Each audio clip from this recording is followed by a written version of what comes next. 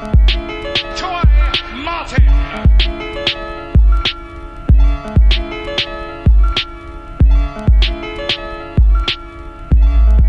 had never did Smack. I had never had my Fight Club battles air. So the public, the DVD era public, never knew about Renegade. It was only the battlers and the hoods. Only they knew about Renegade, but the people didn't know. The fans didn't know about Renegade. So I was able to fly under the radar and put out Mickey Factz. They didn't know. They didn't have a name to the face. You know what I'm saying? A face to the name. Pardon me. So I was able to fly under the radar. That's smart. That's smart, man. So that's completely smart to just. It's it's good to separate. You know, especially with you being focused on music. Because anybody else that we've interviewed, they've always like. Who was it that we interviewed? Cortez. Cortez makes good music. You know what I'm saying? It's like what a lot of people don't separate themselves from that battle rappers can't make music stigma. You know what I'm saying? Right. So I see why you did that, to separate, okay, I'm not a battle rapper anymore. This is what I'm focused on. Let's just go from here. I'm completely rebrand and start over. And from there, it just a whole new entity with Mickey Factz.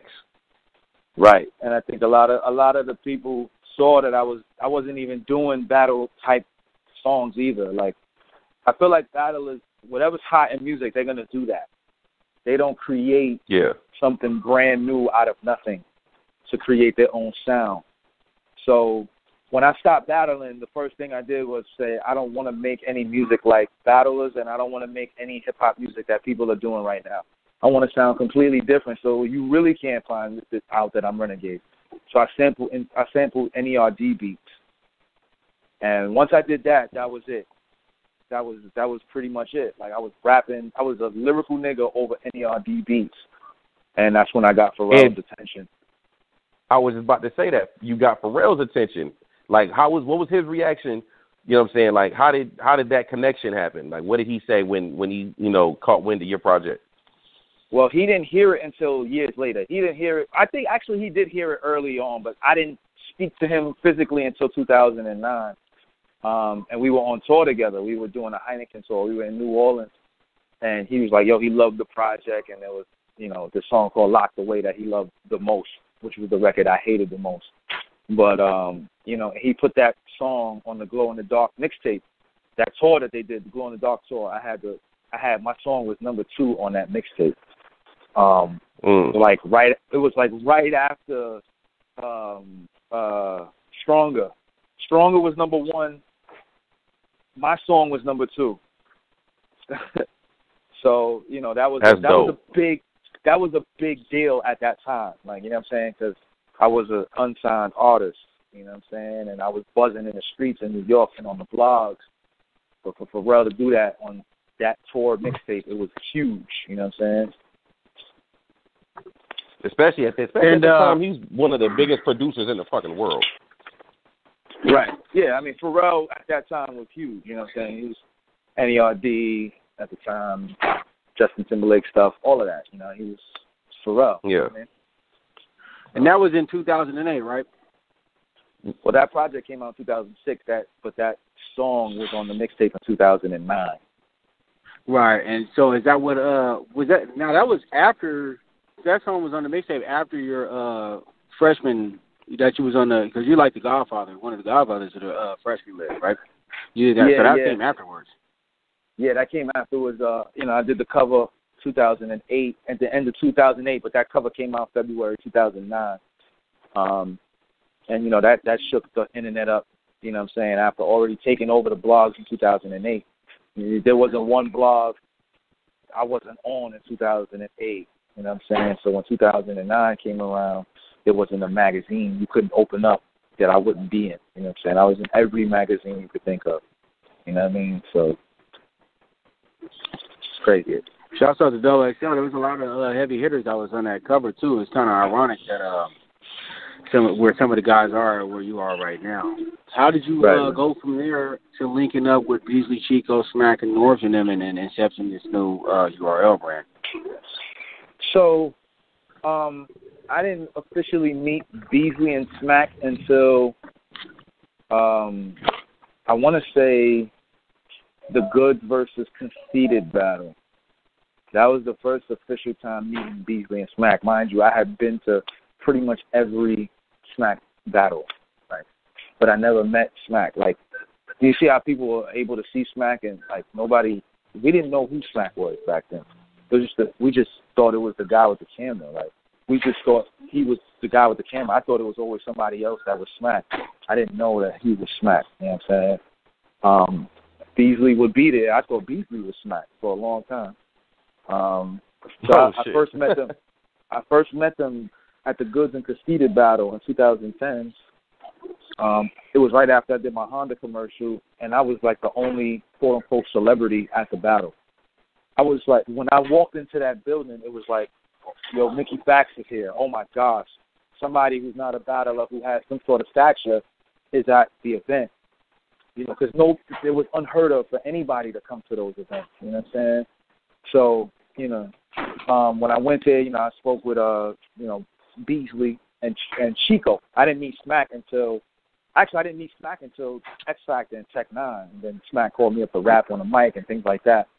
And, you know, I started to, you know, and at that X Factor and at the X Factor versus Tech 9 battle, it was like maybe, I kid you not, it looked like a PG event. It was maybe about 20 people at that battle event. It was bad. Right. Oh shit. It was really bad. You know what I'm saying? They were still trying to, you know what I'm saying, figure out what was the next move for them in regards to their, you know what I'm saying, music, you know, I mean, their battles. So, and their events. So, they were still figuring it out. They were still trying to get their cameras and stuff ready. So I started to help them out at Gnome 1. When I went to Gnome 1, that was when I was like, yo, I want to start working with you guys. And started working with them after Gnome 1, you know what I mean? And we started putting some things together. And that was when Jewels didn't come out of the Jewels couldn't get into the event. Neither could I remember that. Yeah, Jewels was there. Waka Flocka, he couldn't. Was it Lloyd Banks there too, and he couldn't get in? I think Lloyd couldn't get in. I think Jewels couldn't get in. I think Waka Flocka couldn't get in.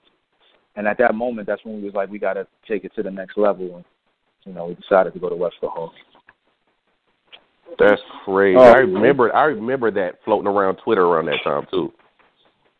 Yeah. I still watch Gnome to this day. Yeah, good. So quick question in regards to the. Oh, my bad. Go ahead, Mike. Oh no, go ahead. I'll wait till after you. Go ahead. Oh well, so back to the music thing. The nerd situation happens. You get Pharrell's attention. You drop the project. Was it 2009 or 2008 when Incredible dropped? 2008. 2008. Dropped in April. That had everybody. That was like the new Millie beat, which you killed. Yes. Thank you. Then everybody started jumping on it. I seen Corey Guns jump on it. Currency jumped on it. Knowledge jumped on it. My little brother jumped on it. XV, he jumped on it. I think who else? XV, Buckshot. There was a couple. Skyzoo. Skyzoo jumped on it. There's a lot of people that jumped on that record. Man. I need him to put out some new music. I need Theophilus London to put out some new music. I fuck with his shit. Yeah. But how did that feel to see, you know what I'm saying, like the buzz that created? You know what I'm saying? Like you seen everybody, you literally created a new Millie joint for 2008. I mean, I think that was one of those situations where the hook gravitated to getting people on it. You know, I said a lot of people's names on the record, and then, you know, they were like, yo, I want to jump on it. And then once Corey jumped on it, that was pretty much it. Everybody wanted to jump on it after Corey jumped on it. And then it started making waves all over. You know, people started to really want to be a part of the wave. And it was a beautiful feeling at that time because, you know, it was like, you got to remember, I'm a kid from the Bronx, you know, who was always overlooked, always, you know, doubted on in battles and in ciphers, and then I would always kill it. So for people to just started to show love to me on the internet and just in general, come out to shows, selling them out, it was incredible. That's dope. And you dropped about 15 or 16 projects since the Nerd joint.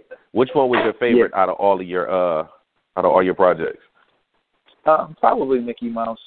I think Mickey Mouse is probably the best project I've ever put out. I think the fans can agree to that as well. It's one of those projects where, you know what I'm saying, I became a different person. You know, it was like method acting. You know what I'm saying? Like, I turned into an artist from the 1980s, like a graffiti artist. And, you know, they heard it, and it was a different concept, a different way of thinking and looking at hip-hop music. I was glad to be able to do that. That's my favorite project that I've ever done. Word. So, Mike, you had a question?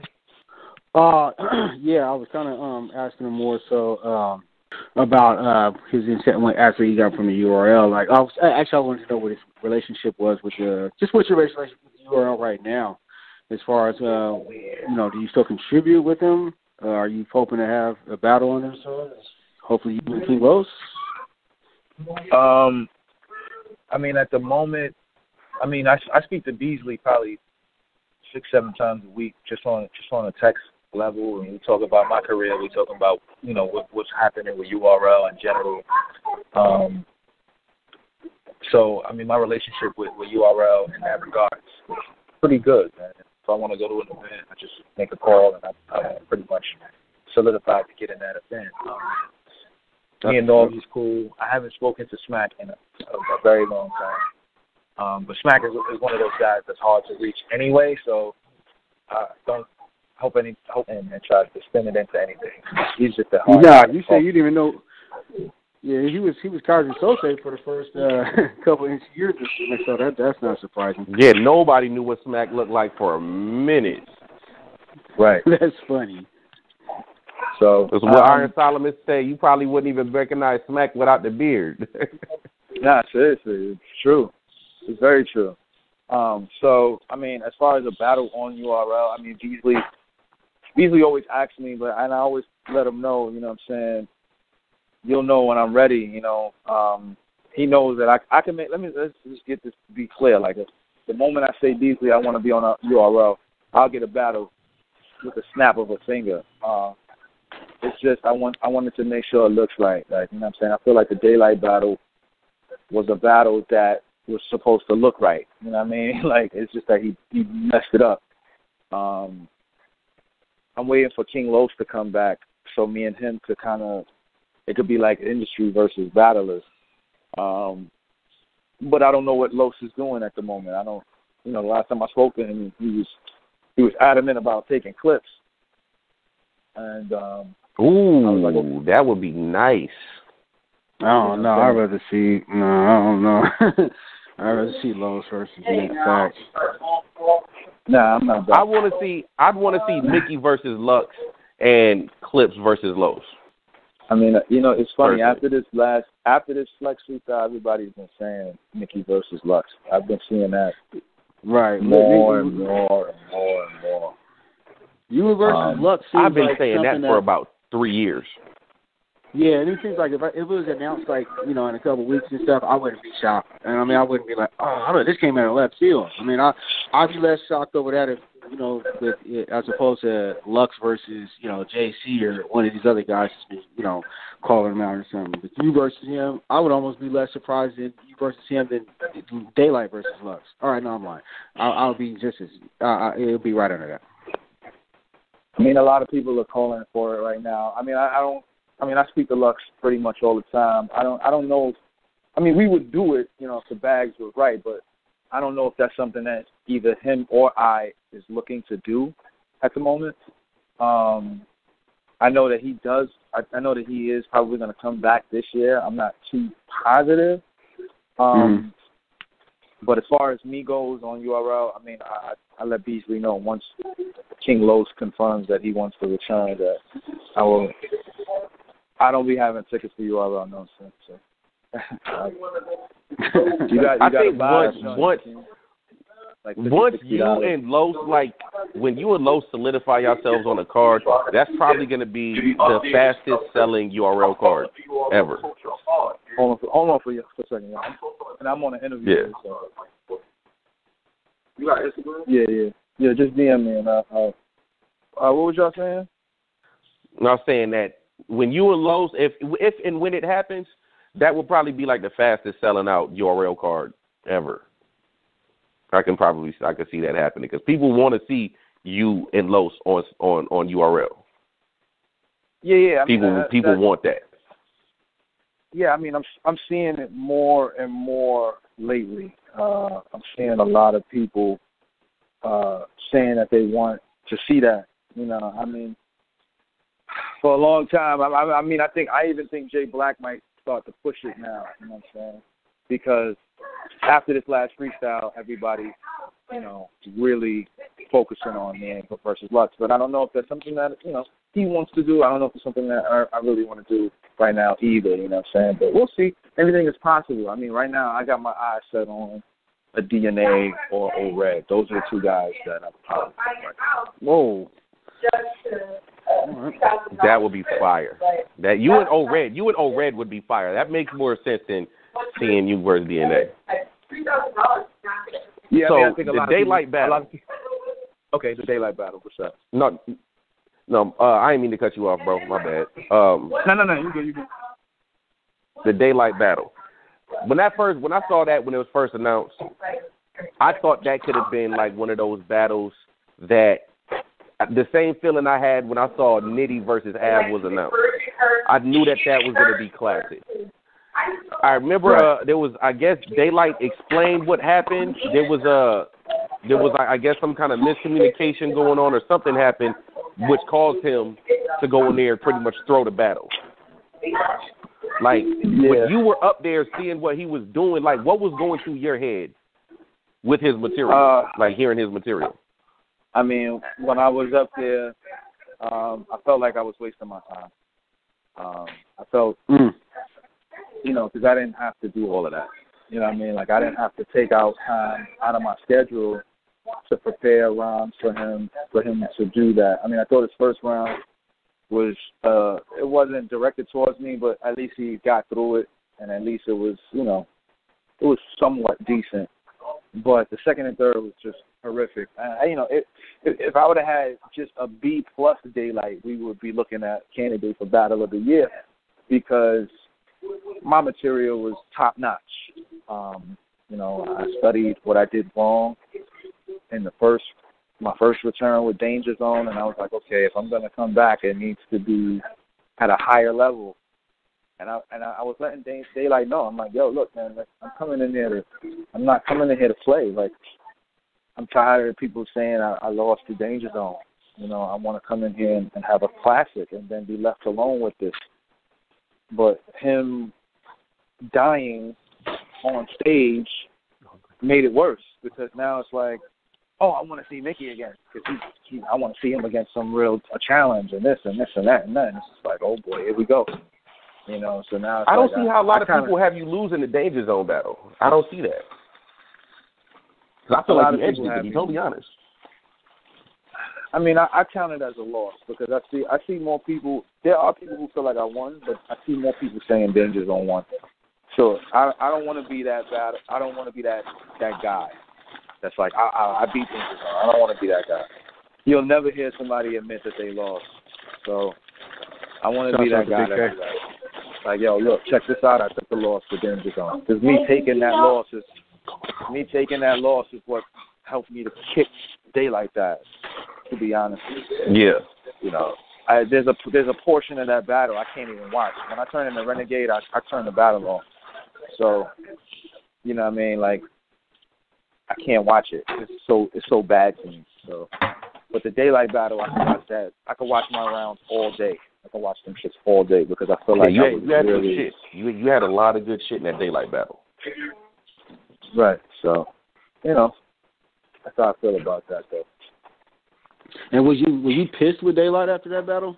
Like, no politically shit? Were you really, like, pissed? Like, yo, my nigga, you just fucked up my look. Yeah, I kind of, I didn't talk to Daylyt for about 2-3 weeks. Rightfully so. I was really, really legit mad. See, you know, you body bag somebody, you want to body them at their best, honorably, right? You want to bag them at their best, and I feel like he threw the battle. So it looks like we planned it, and we did not plan it. Like, you know what I'm saying? Like, I really went in there and I really kicked his ass. Like, it was like a real life ass kicking. Like, even if he would have came prepared, it would have still been bad. You know what I'm saying? Yeah, but at least it wouldn't have been as bad as it looked right there. You know what I'm saying? So